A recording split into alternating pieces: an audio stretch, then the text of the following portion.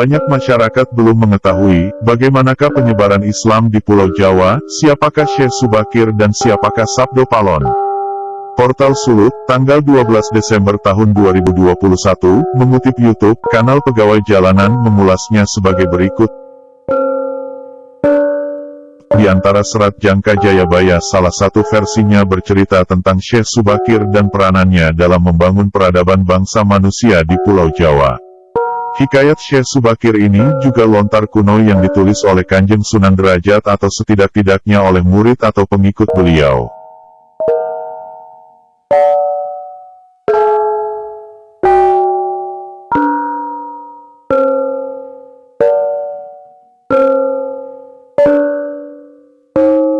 Syekh Subakir adalah seorang ulama besar yang berasal dari Persia. Berisau adalah generasi awal Wali Songo penyebar Islam di Tanah Jawa. Beliau dianggap sebagai orang yang paling berjasa. Proses Islamisasi di Jawa mengalami hambatan disebabkan kuatnya orang Jawa dalam memegang kepercayaan lama. Syekh Subakir menyebarkan Islam di Pulau Jawa bersama Wali Songo generasi awal setelah diperintahkan oleh Sultan Muhammad Al-Fatih di Istanbul, Turki. 9 ulama ini mempunyai spesifikasi keahlian masing-masing, ada yang ahli tata negara, ahli pengobatan, ahli tumbal dan lain sebagainya.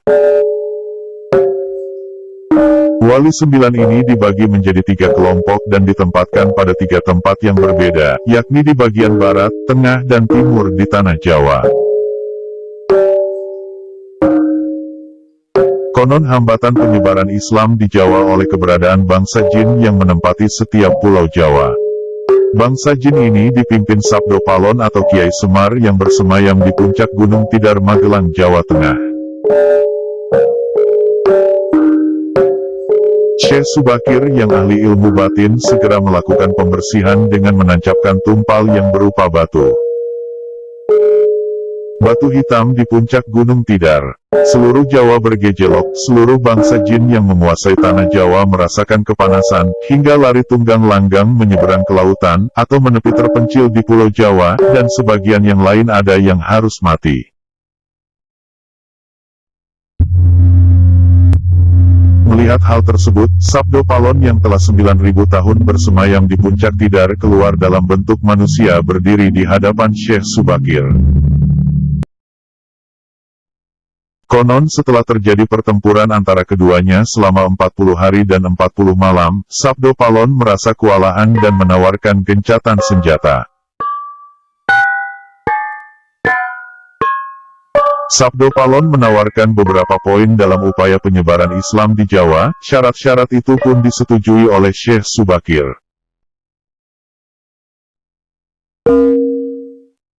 Berikut ini dialog antara Sabdo Palon dengan Syekh Subakir yang terjadi di atas Gunung Tidar. Dialog yang terjadi antara Syekh Subakir dan Sabdo Palon ini kami sajikan dalam versi imajiner.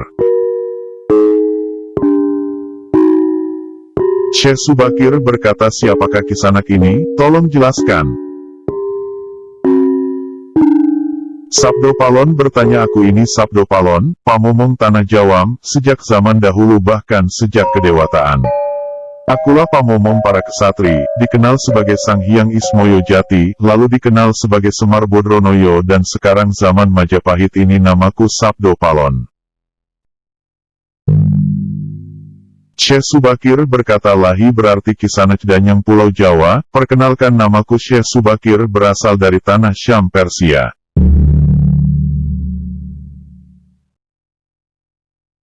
Sabdo Palon bertanya, "Ada apa gerangan, jangan dikorau di Tanah Jawa ini?"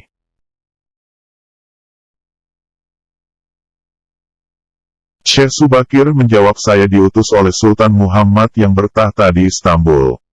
Saya tidak datang sendiri, tetapi datang dengan beberapa kawan yang sama-sama diutus oleh Baginda Sultan." Sabdo Palon berkata lagi, "Ceritakanlah selengkapnya Kisanak, supaya aku tahu duduk permasalahannya."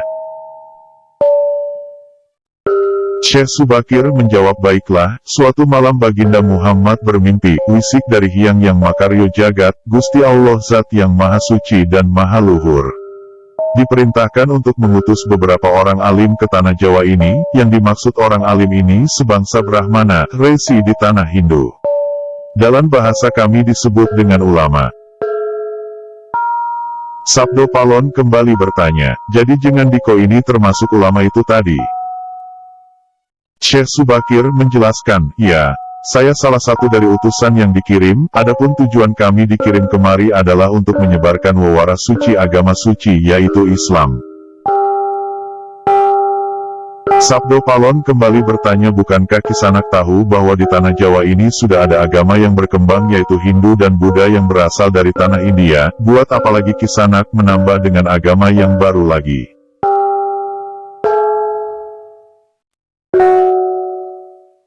Syekh Subakir menjawab, biarlah masyarakat yang memilih keyakinannya sendiri. Bukankah Kisanak sendiri lebih paham bahwa sebelum agama Hindu dan Buddha masuk ke Jawa, di sini sudah ada ajaran Kapitayan? Kapitayan adalah ajaran asli tanah Jawa. Sabdo Palon kembali berkata, ya, rupanya Kisanak sudah menyelidiki Kawulo Jowo. Di sini memang sejak zaman sebelum ada agama Hindu dan Buddha, sudah ada Kapitayan asli. Kapitayan adalah kepercayaan yang berkembang pada anak cucu di Nusantara ini. Syekh Subakir balik bertanya, jika berkenan tolong ceritakan bagaimana Kapitayan yang ada di tanah Jawa ini. Kemudian Sabdo Palon menjelaskan secara singkat kepercayaan Jawa. Begini, dari zaman dahulu kala meyakini ada Sang Maha Kuasa yang bersifat Tan Keno Kinoyong Ngopo, tidak bisa digambarkan bagaimana keadaannya, pencipta segala-galanya, bawana agung dan bawana alit, jagat besar dan jagat kecil, alam semesta dan alam manusia. Wong Jowo meyakini bahwa Dia yang Maha Kuasa dekat, kalau dekat dengan manusia, Dia juga diyakini berperilaku sangat welas asih. Syekh Subakir kembali berkata, itulah juga yang menjadi ajaran agama yang kami bawa, untuk memberi ageman yang menegaskan itu semua bahwa sejatinya di balik semua yang maha wujud ini, ada Sang Wujud Tunggal, yang menjadi pencipta, pengatur, dan pengayom alam semesta. Dalam bahasa Arab disebut Al-Ahad. Dia maha dekat kepada manusia, bahkan lebih dekat daripada urat leher manusianya sendiri. Ajaran agama kamu menekankan budi pekerti kepada Allah, kepada sesama ciptaan.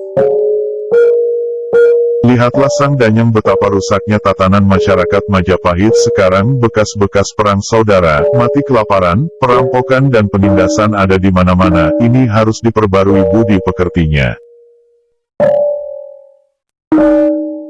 Sabdo Palon kembali menjawab, aku juga sedih sebenarnya memikirkan rakyatku, tatanan sudah bubrah, para pejabat negara sudah lupakan karmanya, mereka saling sikut untuk merebutkan kemewahan duniawi, para pandito juga sudah tak mampu berbuat banyak, orang kecil saling tunjang mencari pegangan, zaman sekarang benar-benar zaman edan.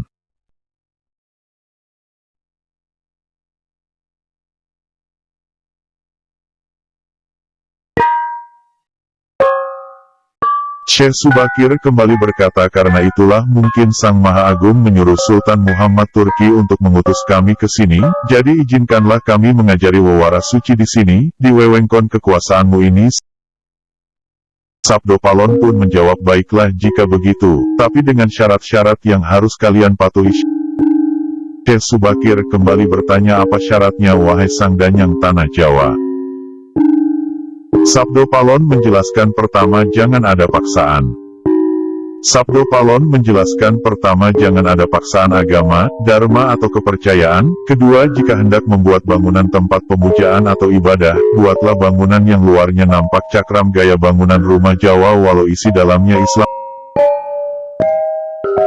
Ketiga, jika mau mendirikan kerajaan Islam, raja yang pertama harus dari anak campuran. Maksud campuran adalah jika bapaknya Islam maka ibunya Hindu, jika bapaknya Hindu maka ibunya harus Islam. Keempat, jangan jadikan Wong Jowo berubah menjadi orang Arab atau Persia.